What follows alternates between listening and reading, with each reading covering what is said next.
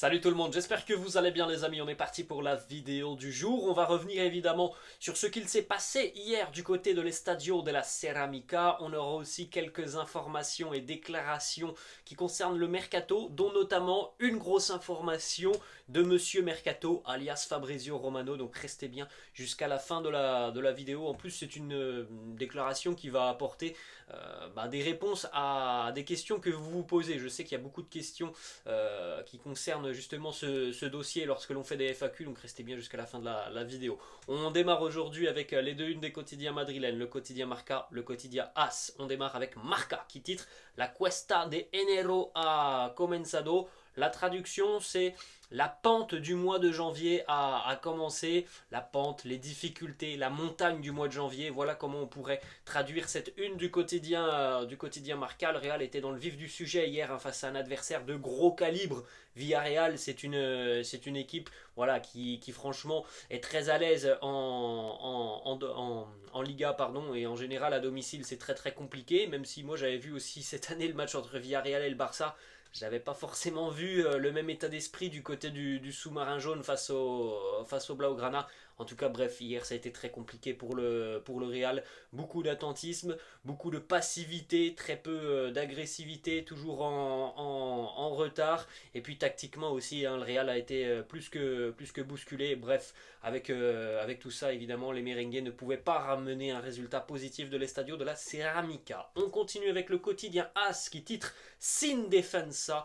Bon, la traduction n'est pas très compliquée. Sans défense, on l'a encore vu hier, les nombreux problèmes défensifs du Real Madrid. Alors on a des problèmes défensifs sur l'aspect purement défensif de la chose. On a aussi beaucoup de problèmes en ce qui concerne les relances. Je suis désolé, mais ce que fait Ferland Mendy hier, c'est impardonnable à ce niveau. Et ben, tu le payes cash hein, tout de suite. Hein, ça a fait but hein, pour Villarreal. Mais il est vrai que depuis le début d'année, quand même, hein, je trouve que cette équipe du Real Madrid ne dégage pas de la sérénité défensive. On ne trouve pas tout simplement la bonne formule, la bonne alchimie défensivement. Et c'est très inquiétant, je trouve, hein, que l'on concède beaucoup, beaucoup trop d'occasions. C'est Villarreal en face. Mais c'est aussi récurrent face à d'autres équipes qui ne sont pas forcément du calibre de Villarreal. Je trouve que les merengues, même face à un adversaire qui est réputé beaucoup plus faible entre guillemets, on concède beaucoup trop d'occasions et c'est quand même problématique. Hein. On continue donc avec le résultat de la rencontre, victoire pour Villarreal sur le score de 2-1. Pour ceux peut-être qui n'ont pas vu le débrief, hein, je ne sais pas, n'hésitez pas à aller le retrouver, il défile juste au-dessus de moi. Victoire donc pour le sous-marin jaune sur le score de 2-1. Jérémy, 47e en tout début de seconde mi-temps à la suite d'une grossière erreur de relance de Ferland Mendy, l'égalisation de Benzema sur penalty. Et 2 minutes plus tard, c'est Alberto Moreno, là aussi sur penalty. Comme on l'a dit, voilà, c'est une défaite qui est logique. On ne peut pas espérer mieux quand on rend une copie comme ça. On continue avec, premièrement, cette petite information. Hein. On avait dit, hein, ces déplacements du côté de la Ceramica, ce sont toujours des déplacements compliqués pour le Real Madrid. Regardez un petit peu ce qu'il s'est passé pour les merengues depuis 2017. À l'Estadio de la Ceramica. 2017, c'est la dernière fois que le Real Madrid s'est imposé du côté de l'Estadio de la Ceramica. Et bien regardez, on a donc 5 matchs nuls consécutifs et la défaite hier. Autant dire que se déplacer du côté de Villarreal, pour le Real Madrid, c'est synonyme de perdre des points et c'est ce qu'il s'est passé hier. On continue avec une autre petite information. Le Real Madrid, en plus de ça, retrouvera Villarreal et le tout à l'Estadio de la Ceramica. Ça sera au prochain tour de la Copa del Rey. Voilà, encore une fois, ça c'est une mauvaise nouvelle hein, parce que évidemment il y avait des tirages qui étaient beaucoup plus avantageux que celui de Villarreal, surtout en plus à l'extérieur. Si ça avait été un match au Bernabeu, bon, ça aurait été quand même quelque chose de beaucoup plus simple. Là, se déplacer du côté de la Ceramica en Coupe du Roi, ça veut dire hein, que ça va être encore une fois un match très très compliqué pour le Real. Ça sera dans une petite dizaine de jours maintenant. On continue les amis avec cette fois-ci une information qui est une information qui va rentrer tout simplement dans les annales du Real Madrid. Regardez pourquoi. Hier, si vous avez bien vu le 11 de départ du Real face à cette équipe de Villarreal, eh bien, il y a peut-être quelque chose qui vous a surpris, choqué, bref, peu importe. En tout cas, il n'y avait aucun Espagnol dans le 11 de départ du Real Madrid.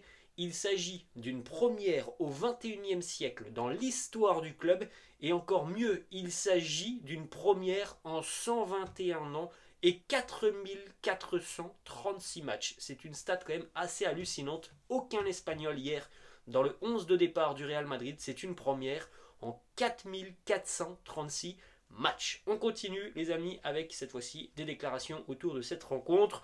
Carlo Ancelotti, évidemment conférence de presse. Voilà, la première déclaration, elle nous met dans le ton. Il explique un petit peu évidemment qu'est-ce qui n'a pas fonctionné hier. Premièrement, Villarreal a mieux joué que nous, on ne pouvait pas jouer à leur niveau. Bon, les bases sont posées, on a tous vu le même match hier. Le Real en dessous du niveau du sous-marin jaune. D'autres déclats de Carlo Ancelotti, il nous dit: nous n'avons pas bien défendu, nous avons commis des erreurs que nous ne commettons pas normalement. Les 2 pénaltys étaient corrects. Ensuite, il nous dit: nous étions mauvais. Surtout en défense, nous avons essayé de créer, mais nous étions trop ouverts au milieu de terrain. Nous aurions dû faire beaucoup plus. Regardez les amis, là, on va repartir sur les déclarations de Carlo dans quelques instants. Mais je vous fais une petite image arrêtée d'une des séquences hier qui ont posé énormément de soucis au Real Madrid. Là on est en première mi-temps et on essaye de relancer côté merengue. Regardez ça, c'est quand même assez dingue. Alors oui, du côté de Villarreal, il y a une tactique qui a été très bien rodée et très bien analysée hier pour contrarier au maximum le plan des merengues. Mais regardez le désert humain au milieu de terrain.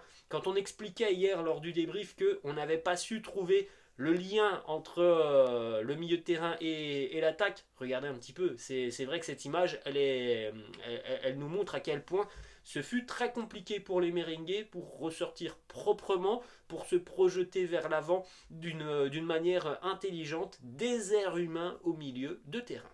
On revient donc sur les déclarations de Carlo là, qui répond à cette question d'un journaliste. Les buts de Villarreal surviennent sur des erreurs. Il nous dit: on doit parfois mieux interpréter la situation. Si on ne peut pas jouer, s'ils exercent un bon pressing, on a la possibilité de jouer long. Donc là, évidemment, ça c'est un message visé pour Ferland Mendy. Il nous dit aussi: on ne doit pas avoir de problème avec ça, car on a Vinicius ou Valverde qui peuvent jouer le 1 contre 1 sans problème. Notre lecture du jeu n'a pas toujours été bonne. Ensuite, une autre déclaration de Carlo Ancelotti sur peut-être un problème physique côté merengue. C'est vrai qu'on est sur un retour de Coupe du Monde. Réponse de Carlo, il nous dit: je trouve que l'équipe va bien. Il y a des joueurs qui n'ont joué que 45 minutes en Copa. L'aspect physique me semble bon.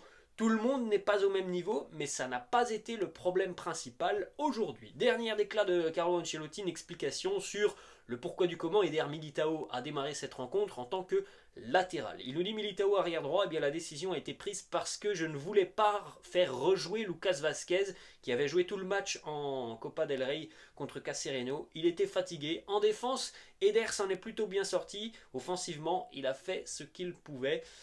Bon, je reste tout de même persuadé que c'était une mauvaise idée, que Lucas Vazquez aurait dû démarrer cette rencontre, parce que s'il n'y a pas de Carvajal, je pense qu'avoir quand même quelqu'un qui est latéral, comme Lucas Vazquez, c'est quand même un avantage. Moi j'adore Eder Militao, mais j'adore Eder Militao quand il est utilisé en charnière. Ensuite, on continue avec une déclaration de Thibaut Courtois qui nous dit: il faut rester calme malgré la défaite, on est à la moitié de la saison.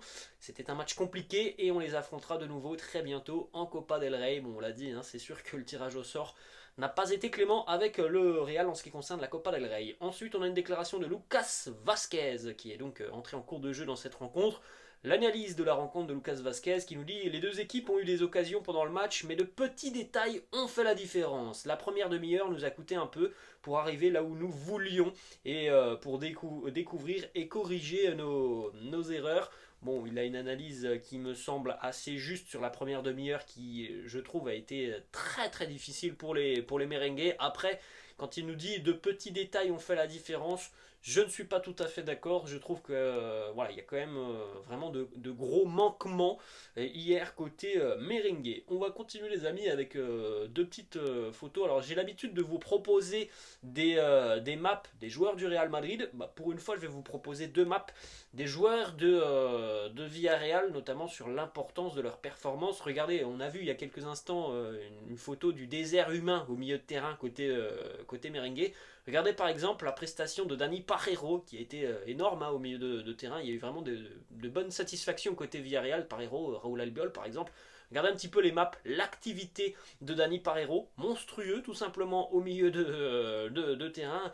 Il y a une énorme différence par rapport au milieu de terrain merengue hier. Ensuite on continue aussi avec Pau Torres, le latéral. Regardez la grosse activité de Pau Torres quand on sait aussi que hier les latéraux du Real, bon bah Eder Militao qui n'est pas forcément un latéral de métier, et Ferland Mendy ont failli.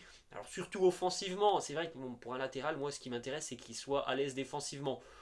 C'est déjà pas toujours le cas côté merengue, mais alors en plus de ça, si on rajoute si on rajoute à tout ça le fait qu'offensivement il n'apporte quasiment rien, c'est quand même assez inquiétant. Regardez un petit peu les stats, hein, enfin les maps de Pau Torres et sa grosse activité. On va continuer et terminer les amis avec des informations qui concernent cette fois-ci le mercato. Alors bon, on le sait, hein, normalement il se passera rien sur le mois de janvier. Moi je trouve que c'est très limite de faire cette seconde partie de saison avec l'effectif que l'on a à l'heure actuelle. Il faut surtout que l'on n'ait pas de pépins physiques, hein, parce que je pense que le rythme et l'enchaînement va vraiment poser problème. Hein. Côté merengue, je trouve qu'on a un effectif qui me semble assez limité pour être capable de jouer sur tous les tableaux. Bref, on démarre avec une déclaration de Fabrizio Romano.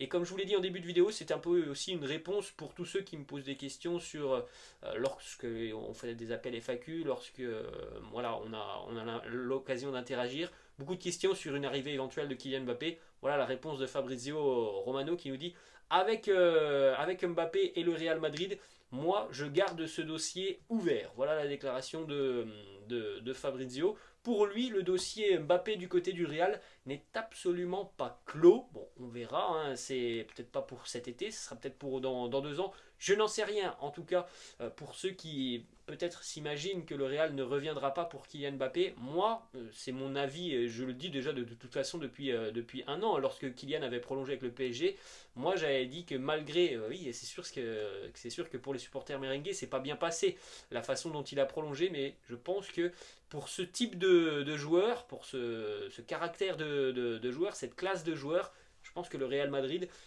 aura toujours ses portes ouvertes. Ensuite, deux autres déclats de Fabrizio Romano. Premièrement, il nous parle justement du poste de numéro 9, qui est un poste qui pour moi doit être renforcé. Il faut une autre solution à envisager pour peut-être laisser souffler Karim parfois. Fabrizio nous dit à l'heure d'aujourd'hui, il n'y a rien du côté du Real en ce qui concerne la signature d'un attaquant.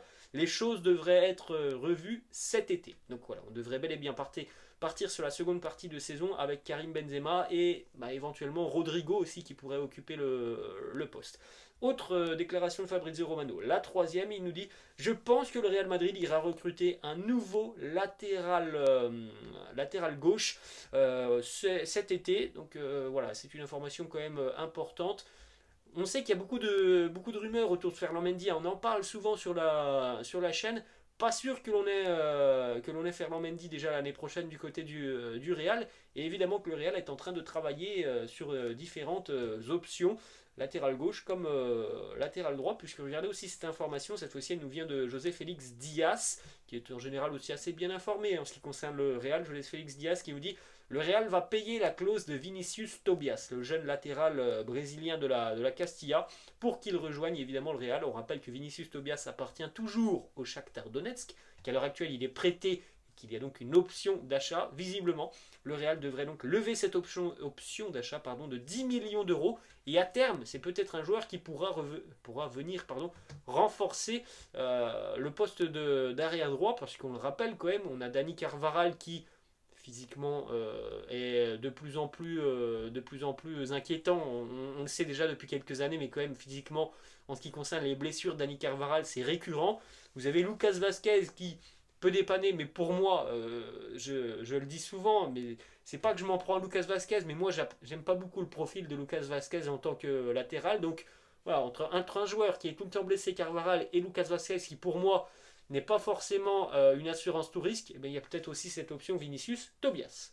Et on va terminer cette vidéo, les amis, avec cette fois-ci une information qui concerne Eden Hazard. D'ailleurs, on lui souhaite un joyeux anniversaire. C'était son anniversaire hier à Eden. Bon, la fin de saison s'annonce compliquée pour Eden. J'espère qu'il aura un petit peu de temps de jeu quand même côté merengue. En tout cas, ce que l'on sait, c'est que il y a 99% de chances qu'Eden quitte le Real Madrid cet été. Il y a déjà un club qui est très intéressé, c'est Al Nasser en Arabie Saoudite. Le club qui vient d'accueillir Cristiano Ronaldo, parce que aussi l'entraîneur d'Al Nasser, c'est Rudy Garcia, et que Rudy Garcia connaît très très bien Eden pour l'avoir eu sous ses ordres du côté de Lille. Donc bon, on verra tout ça dans les prochains mois. En tout cas, évidemment que l'avenir d'Eden Hazard a très peu de chances de s'écrire du côté du Real Madrid. Voilà les amis, la fin de cette vidéo, j'espère que ça vous a plu. N'hésitez pas comme d'habitude à lâcher un petit pouce bleu, n'hésitez pas non plus à vous abonner à la chaîne, je vous laisse et je vous dis à la prochaine. Ciao.